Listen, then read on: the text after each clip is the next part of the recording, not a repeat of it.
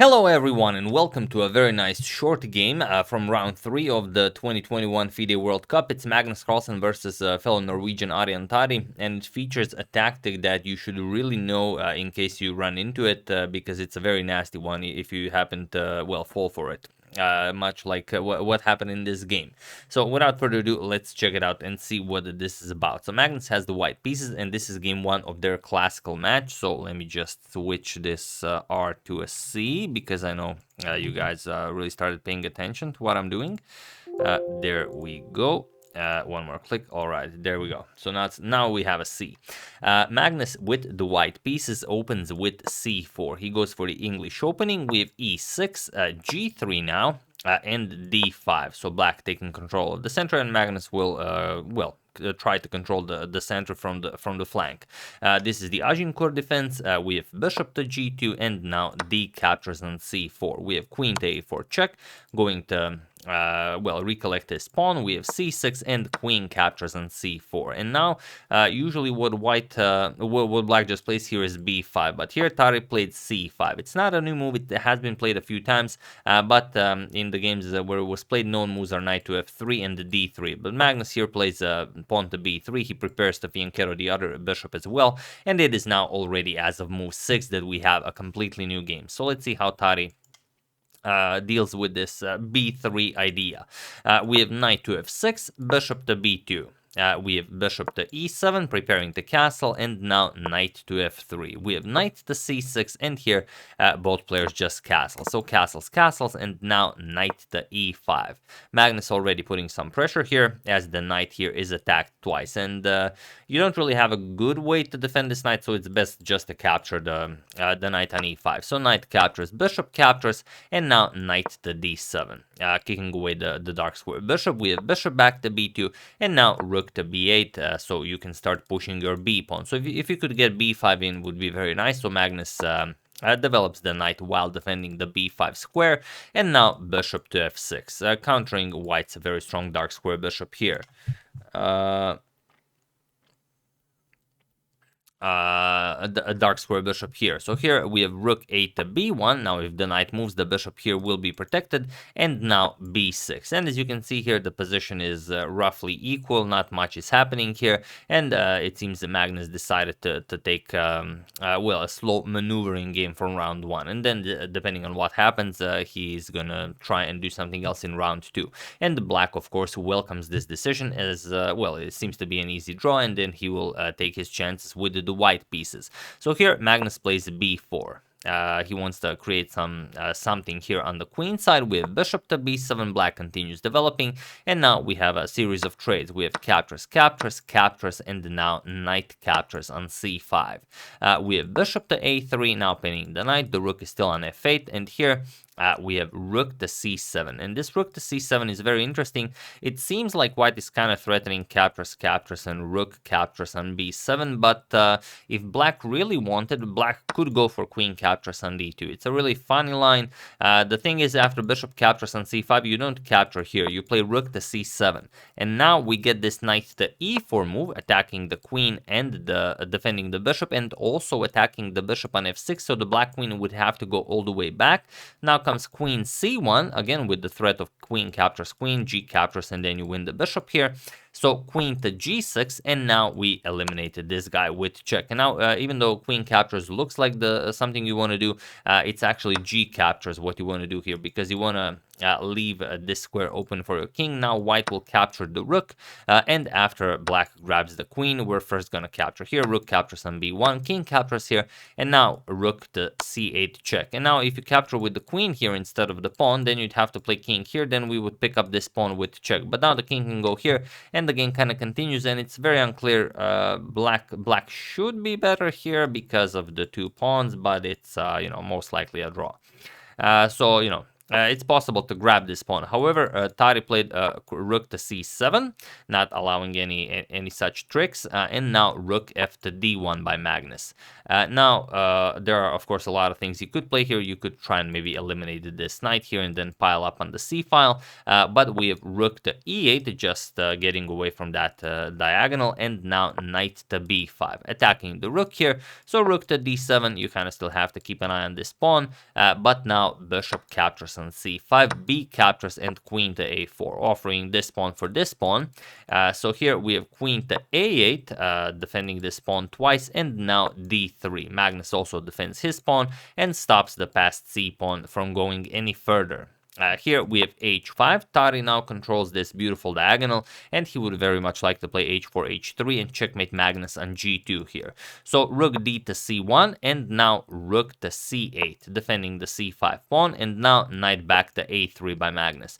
Of course, black doesn't have a b pawn or a d pawn, so you would very much enjoy putting your knight on c4. It will remain there since black will not have any pawns to challenge it. So here rook to d4, attacking Carlsen's queen, knight to c4 now. We have h4, and now Magnus has to deal with this. h3 and queen g2 checkmate are coming, and if you don't want to start weakening your position too much, you have to deal with this. So queen to b5, ready to meet h3 with queen to b7. So now queen to d5, but still Magnus goes queen to b7, attacks the queen here and the rook. So rook to d8, and now Magnus trades queen. So we have captures here, and now pawn captures, forcing the knight to move, knight to e3, and now rook to a4, putting pressure on the a2 pawn. So rook to c2, Magnus defends it, and now h3. So it's a very, very interesting position.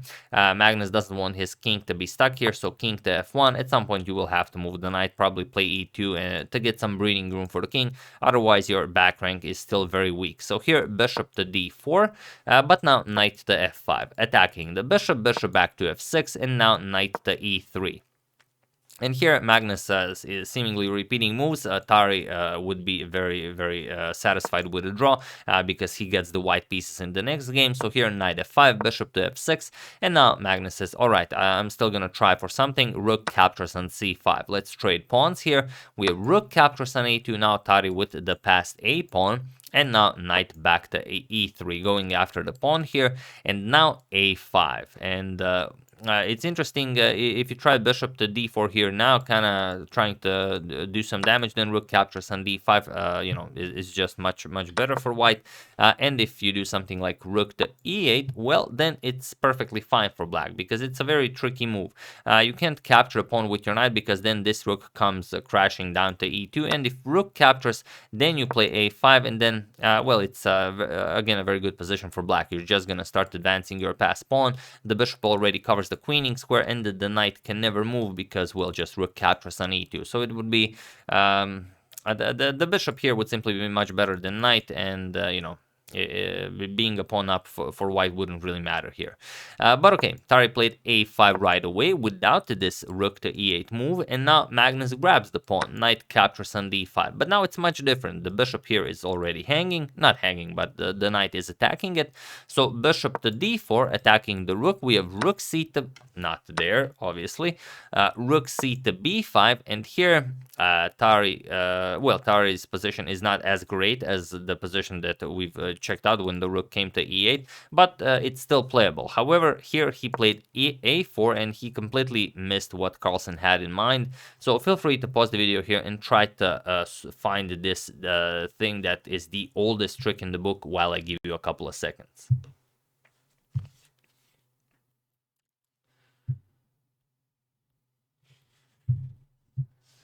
So for those of you who were able to do it, congratulations on spotting all the mating patterns. And for those of you who just want to enjoy the show, it's knight to e7 check. And it was in this position on move 40 that Aryan Tari resigned the game, as there is nothing more to be done here. The problem is, it doesn't matter where the king goes to. If you go here or here, it's completely the same. The thing is, the knight controls these two squares, and the king is without an escape route, and then rook to h5 will simply be checkmate. And it doesn't help. A king to h8 h8 runs into the exact same thing, and king to f8 runs into the very nasty knight to c6 with an attack on the rook and the bishop, but also the knight controls the e7 square. So the rook can never leave the back rank to keep an eye on the bishop. If you try and keep an eye on the bishop, rook b8 runs into checkmate. You again have to block, and this will now be checkmate. The e7 square is covered by the knight. And if you don't do this after this knight to c6, well, then you're just gonna lose material, because, well, you kind of have to keep an eye on the rook. If you move the rook, you're gonna lose the bishop. So your best hope is just bishop f6, but then we simply win material. Knight captures, bishop captures, and now rook to b8. It's game over. Even though black has a pass pawn here, it doesn't really do anything. Let's say king, or maybe even a king here. We're gonna play rook here, prepare rook to b8, and that's it. There's not much to be done here. For example, if a3, we're gonna play e3 first. We don't want to run into some back rank issues, and then after, let's say, king d7, we're just gonna force the king back, king here, rook here, and then we're gonna win the bishop, and that's it. There's no possibility for black to even do something here. So really a nice trick. Always remember this one: the knight when on e7 controls these two squares, and well, it's the same on all parts of the board. But you know, if the king gets here, then these two squares are controlled, and then you will easily deliver checkmate. It's a very famous pattern, because sometimes, okay, imagine there's a queen on the board, and imagine that there's a pawn here. Maybe you can sacrifice you know, something here. Let's say you sacrifice a queen, king captures, then you deliver a check with the rook, king goes back to g8, and then you deliver knight to e7 checkmate. Even ideas like these are possible, and you might run into them very often if you know you ought to be looking for them. But yeah, that's the game. Hope you guys enjoyed it, and that many of you found this knight to e7 idea. Magnus also won the second classical game, so their classical game ended by Magnus winning the match. And so I don't forget, let me just show you guys who is still in the tournament in round 4. Let me just check real quickly. Just have to remember what I called it. I called it pairings. Yes, what else would you call it? Because they are pairings. Let me just load that. All right. There we go.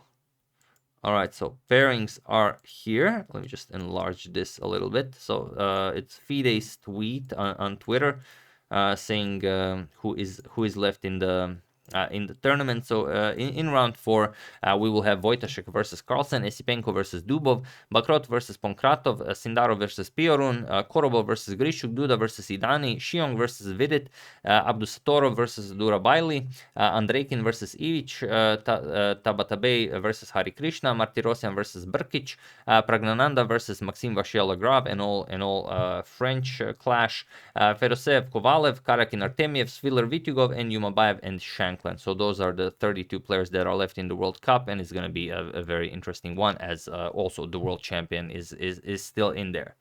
So yeah, that's the game. Hope you guys enjoyed it. I would like to thank Stephen Wentworth, Matthew Parker, Tom Derilau, Richard Campbell, and Robert Walker for a contribution to my channel. Thank you a lot. I really appreciate it. As usual, you can check 2 of my previous videos here. Thank you for watching, and I will see you soon, continuing the coverage of the FIDE World Cup, checking up on your wonderful suggestions, and whatever else happens in the chess world. Thank you all. I will see you soon, and have an excellent rest of your day.